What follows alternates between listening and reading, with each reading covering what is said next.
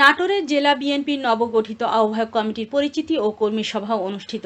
বিস্তারিত দেখুন staff reporter Shahabul আলমের প্রতিবেদনে। নাটোরের জেলা বিএনপির নবগঠিত আহ্বায়ক কমিটির পরিচিতি ও কর্মী সভা অনুষ্ঠিত হয়েছে।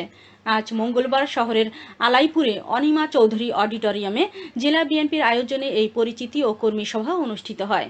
জেলা বিএনপির আহ্বায়ক রহিম নেওয়াজের সভাপতিত্বে অনুষ্ঠানের অন্যান্যর মধ্যে উপস্থিত ছিলেন বিএনপির চেয়ারপারসনের উপদেষ্টা ও রাজশাহী বিভাগের বিএনপির সমন্বয়ক বীর মুক্তিযোদ্ধা আব্দুস সালাম, বিএনপির কেন্দ্রীয় নির্বাহী কমিটির সদস্য অ্যাডভোকেট এম রুহুল কুদ্দুস তালুকদার দুলু, বিএনপির কেন্দ্রীয় কমিটি রাজশাহী বিভাগের সাংগঠনিক সম্পাদক সৈয়দ শাহিন শওকত, বিএনপির কেন্দ্রীয় কমিটির রাজশাহী বিভাগের সহ সাংগঠনিক সম্পাদক আমিরুল ইসলাম খান আলিম, সহ সাংগঠনিক সম্পাদক AHM ওবায়দুর রহমান চন্দন, বিএনপির কেন্দ্রীয় নির্বাহী কমিটির সদস্য কাজী গোলাম মোর্শেদ, নাটোর জেলা বিএনপির সদস্য সচিব আসাদুজ্জামান আসাদ সহ আহ্বায়ক কমিটির সদস্যরা।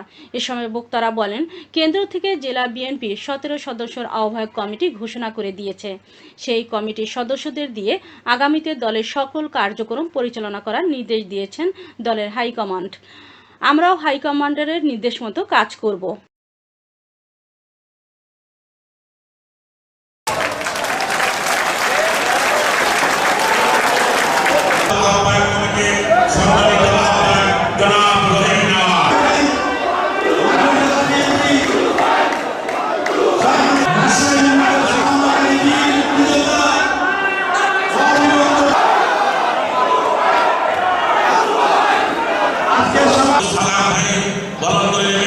নবনির্বাচিত কমিটির সম্মানিত ডিসিপ্লিনের বাইরে কোনো কথা হবে না। আর এখানে সুন্দর সুন্দর বক্তব্য রাখছেন আপনারা ধৈর্য ধারণ করেন ইনশাআল্লাহ।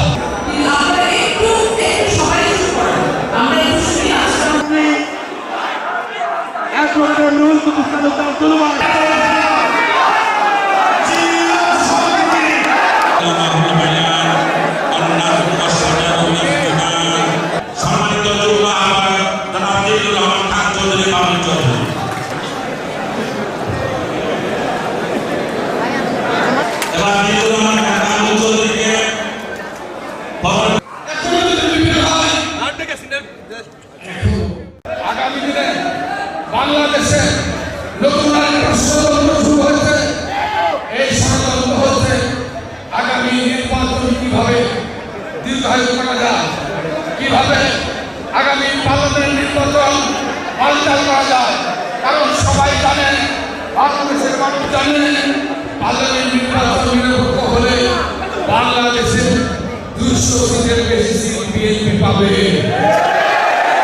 আর এই জন্য বিভিন্ন রকমের ষড়যন্ত্র আন্তর্জাতিক এবং জাতীয়। আমি আমার নেতা কর্মীদের বলতে চাই, আমাদের নেতা তারেক রহমান সাহেব যে 31 দফা যেটা দিয়েছেন, এই যে কর্মসূচি, আমরা আমাদের নেতা কর্মীদের অনুরোধ করব দয়া করে এই কর্মসূচি। এবং উনি বলেছেন আগামী দিনে ন্যাশনাল গভর্নমেন্ট, জাতীয় সরকার, বিএনপি যদি একক সরকার গঠন করে তারপরেও উনি ন্যাশনাল গভর্নমেন্ট করার কথা বলেছেন। এই সমস্ত কর্মসূচিগুলোকে আমরা বাস্তবায়ন করতে চাই। আমরা অনুরোধ করতে চাই, প্রিয় ভাইরা, আপনারা ধৈর্য ধারণ করেন ইনশাআল্লাহ। ষড়যন্ত্র চক্রান্ত কোনো কিছুই আপনাদেরকে মুক্ত পাবে না।